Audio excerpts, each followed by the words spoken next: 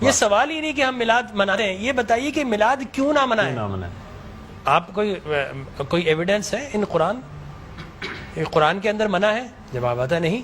احادیث مبارکہ میں منع ہے؟ جواب آتا نہیں۔ کیا صحابہ کرام رضوان اللہ تعالی علیہ مجمعین نے منع کیا؟ جواب آتا نہیں۔ بڑی عجیب غریب بات ہے کہ آپ منع کرتے ہیں۔ اچھا جناب یہ دیکھیے کہ میں بڑے سادہ الفاظ میں بتانا چاہوں گا کہ اسلام کیا ہے۔ اسلام 4 چیزوں پہ مشتمل ہے۔ حضور نے جو فرمایا وہ اسلام ہے، حضور نے جو کیا وہ اسلام ہے، اور حضور نے جس سے منع کر دیا وہ اسلام ہے، اور حضور نے جس سے منع نہیں کیا وہ بھی اسلام ہے۔ لہٰذا اگر کوئی آج کسی چیز کو منع کرتا ہے، اس کا مطلب یہ ہے کہ وہ اسلام کے منہ میں اپنی بات ڈال رہا ہے۔ اب نہ اللہ سے بھول ہوئی نہ رسول سے بھول ہوئی، قیامت تک کی ساری ناجائز چیزوں کو قرآن مجید اور احادیث نبویہ میں بڑے بڑے بورڈ لگا دیے گئے کہ these are the prohibited thing, یہ حرام ہے، یہ حرام ہے، یہ حرام ہے، بڑے بڑے بورڈ لگا دیجیے۔ اور دیکھیں طریقہ اور اصول بھی یہی ہے کہ ہر جائز چیز کا نہیں بتایا جاتا۔ مثال کے طور پر اگر آپ کو کہیں جانا ہے تو آپ نے کبھی زندگی میں بورڈ نہیں دیکھا ہوگا کہ الاؤ ہے ادھر آ جائیے، نہیں، کہیں نہیں لکھا ہوگا۔ ناٹ الاؤڈ ہوگا وہاں ضرور لکھا، جہاں ناٹ الاؤڈ ہوگا، پروہیبٹڈ ایریا ہوگا، وہاں پر بورڈ لگا ہوگا کہ یہاں داخلہ منع ہے۔ لہٰذا قرآن و احادیث میں بھی بڑے بڑے بورڈ لگا دیے، یہ حرام، یہ حرام، یہ حرام۔ اور مجھے کہنے دیے ڈاکٹر صاحب، اللہ کا نبی بنیادی طور پر ہر جائز کام کروانے نہیں آتا، بالکل نہیں۔ دراصل اللہ کا نبی ہر ناجائز کام سے روکنے کے لیے آتا ہے۔ اگر جائز کام کی اگر جائز کام کروانے آتا اور جائز کی فہرست بنتی تو قرآن 30 پاروں پہ ہی 30,000 پارے بھی کم پڑ جاتے کہ یہ بھی جائز، یہ بھی جائز، یہ بھی جائز، یہ بھی فہرست، ایک پوری فہرست بن جاتی۔ کہاں تک ہم قرآن حفظ کرتے؟ لہٰذا قرآن کے اندر اللہ کو جو ناپسند چیز ہے ان کا بیان ہے، اللہ کو جو پسند ہے ان کا بیان ہے۔ ہر جائز چیز اللہ کا نبی کروانے نہیں آتا۔ اب اگر بنگلہ دیش کے لوگ رہنے والے اگر پوری زندگی اگر چاول کھاتے ہیں اور مچھلی کھاتے ہیں، ان سے یہ نہیں پوچھا جائے گا باجرے کی روٹی کیوں نہیں کھائی، تم نے گندم کیوں نہیں کھایا، تم نے فلاں نہیں کھایا، نہیں پوچھا جائے گا۔ اگر اسی طرح پاکستان کے رہنے والے مچھلی روزانہ نہ کھائے تو ان سے نہیں پوچھا جائے گا کہ یہ بھی تو اللہ کی غذا تھی، جائز تھی، تم نے یہ کیوں نہیں کھایا۔ نہیں، ہر جائز چیز اللہ کو مطلوب نہیں ہے۔ اللہ کو مطلوب یہ ہے کہ ہر ناجائز کام سے روکا جائے۔ لہٰذا اللہ کے پیارے حبیب نے قیامت تک کی ساری ناجائز چیزوں سے منع کر دیا، نہ اللہ سے بھول ہوئی معاذ اللہ، نہ رسول سے بھول ہوئی، دین مکمل ہو گیا۔ اب اگر کوئی یہ کہتا ہے کہ یہ ناجائز، یہ بدعت، اس کا مطلب یہ ہے کہ کیا تجھ پر وحی نازل ہو گئی؟ باب نبوت تو بند ہو چکا ہے، اب تو کس بنیاد پر کر رہا ہے؟ دیکھیے اب کس بنیاد پر تم منع کر رہے ہو۔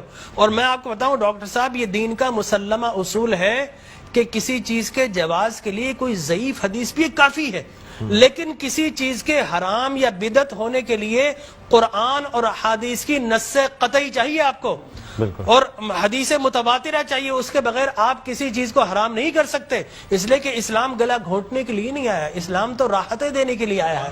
لہذا جو ناجائز چیزیں تھی اسلام نے وہ منع کر دی 1400 سال پہلے۔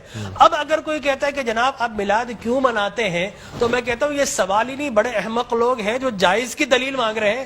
اے بھائی دلیل تو ناجائز کی ہوتی ہے، لہذا آپ ناجائز کی دلیل دیجئے کہ قرآن میں منع کیا کہ احادیث میں، بلکہ اب میں یہ کہتا ہوں اس بات کے بعد آپ قرآن پڑھیے، اللہ تبارک و تعالی نے 5 نبیوں کا میلاد قرآن میں بیان کیا ہے۔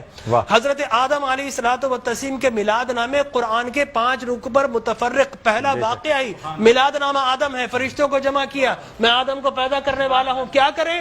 سیلیبریشن کرو۔ آدم کی ولادت کا موقع، نفخت فیہ من روحی فقعوا لہ ساجدین، جیسے ہی میں یہ آنکھ کھول دے، یہ پیدائش ہو جائے، ولادت ہو جائے، تو تمہیں کیا کرنا ہے؟ اس کو سجدہ کرنا ہے۔ اللہ تبارک و تعالیٰ فرماتا ہے کل مجمعون الا ابلیس، سارے فرشتوں نے سیلیبریٹ کیا، آدم کو سجدہ کیا سوائے ابلیس کے۔ تو معلوم یہ ہوا کہ جس نے میلاد منایا اللہ نے اسے نورانی قرار دے دیا، اور جس نے انکار کیا اللہ نے اسے شیطانی قرار دے دیا۔ سبحان اللہ سبحان اللہ۔ لہٰذا اسی طرح میں 2 منٹ بس، اسی طریقے سے سورہ قصص میں حضرت موسیٰ علیہ الصلوۃ والتسلیم کی میلاد نامہ اللہ نے 28 ابتدائی آیات میں بیان کیا.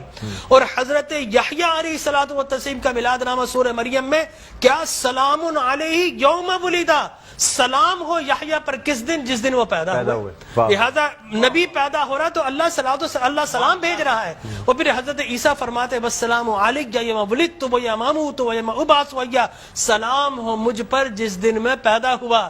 سرکار نے فرمایا. اور پھر اللہ تبارک و تعالی نے ووالدین وما ولد کہہ کر حضور کے میلاد کو بیان کیا. اور حضرت مریم کی میلاد کو اللہ نے سورہ آل عمران میں بیان کیا. پھر سرکار نے فرمایا کہ میرے غلام الجمعۃ عید للمسلمین. لوگ کہتے ہیں 2 عیدیں، تیسری عید مل گئی.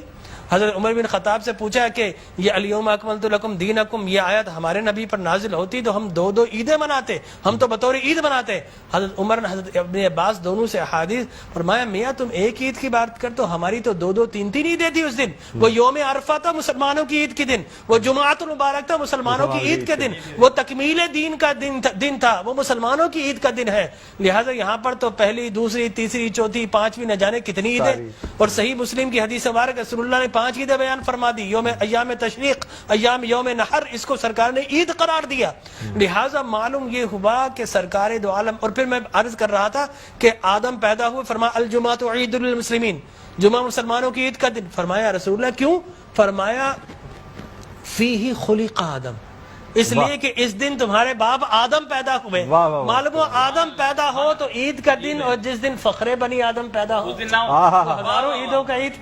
یہ عید بھی ہے اور یقینی طور پر جشن بھی ہے. دیکھیے حضرت عیسیٰ ابن مریم علیہ الصلوۃ والتسلیم پیدا ہوتے نا، اللہ تبارک و تعالی حضرت مریم کے پاس پینے کے لیے کچھ نہیں تھا. اللہ فرماتا وَهُزِّ إِلَيْكِ بِجِذْعِ النَّخْلَةِ تُسَاقِطْ عَلَيْكِ رُطَبًا جَنِيًّا، اے مریم گھبرا مت، اللہ کے میرا نبی آنے والا، اس کی ولادت ہونے والی ہے. یہ سوکھا ہوا درخت ہے، اس کو ہاتھ تو لگا. حضرت مریم جیسے ہی ہاتھ لگاتی ہے اللہ تبارک و تعالی میلاد عیسیٰ کی خوشی میں اس کو ہرا بھرا کر دیتا ہے اور پانی جاری و ساری کر دیتا ہے. تو اللہ تبرک بھی دیتا ہے، اللہ تبارک و تعالی اسے سیلیبریٹ بھی کرتا ہے. تو یقینی طور پر میلاد النبی صلی اللہ علیہ وسلم کے اگر جواز کی آپ بات کریں گے صبح ہو جائے گی. میں قرآن سے بھی بیان کرتا رہوں گا، میں احادیث نبویہ سے بھی بیان کرتا رہوں. لیکن ناجائز کی ایک دلیل اگر کوئی ہمیں دینا چاہے تو ہم موجود ہیں میٹرو ٹی وی پر، کوئی ایک دلیل ہمیں دے دے. لوگ کہتے ہیں بدعت بدعت، یہ بدعت. او بھائی بدعت، ہر نیا کام بدعت نہیں ہوتا، ہر نیا عقیدہ بدعت ہوتا ہے. لہذا وہ سمجھے ہی نہیں، ہر نیا کام بدعت نہیں ہے. میں آپ کو ثابت کر دوں ہر نیا عقیدہ بدعت ہے. لیکن آپ شیطان نے جب جو جس چیز پہ انسان کا ہے وہ قائم ہے، ہر نیا کام، اگر ہر نیا کام بدعت ہوتا، خوشی منانا، عید منانا، اس میں تو کوئی ایسی بات انوویشن ہے اسلام کے اندر. آپ یہ دیکھیں نا حضور اکرم صلی اللہ علیہ وسلم کی وفات شریف کے بعد قرآن مجید جمع کیا، بدعت. پھر اس کے بعد تراویح بدعت. وہ بخاری کے ہذہ نعمت البدع. حضرت عمر بن خطاب کے الفاظ ہے کتنی پیاری بدعت ہے کہ میں نے تراویح شروع فرما دی. تو مقصد وہ کہ بدعت اچھی بھی ہوتی ہے. صحابہ کرام بدعت حسنہ بھی ہے، بدعت مذمومہ بھی ہے. اور مذمومہ بدعت کیا؟ اچھی چیز کو مٹا دینا. اور بدعت حسنہ کیا ہے؟ کسی اچھی کام کا جاری کرنا. فرمایا من سن سنتا حسنتا فلہ اجرھا واجر من عمل بها الى یوم القیامہ. جو کسی اچھی سنت، اچھے کام کو جاری کرتا ہے، اس کے بعد قیامت تک اگر لوگ اس کام کو جاری رکھیں تو اس بگنر کو اللہ تبارک و تعالی اجر و ثواب عطا فرماتا ہے. ہماری ٹرانسمیشن کا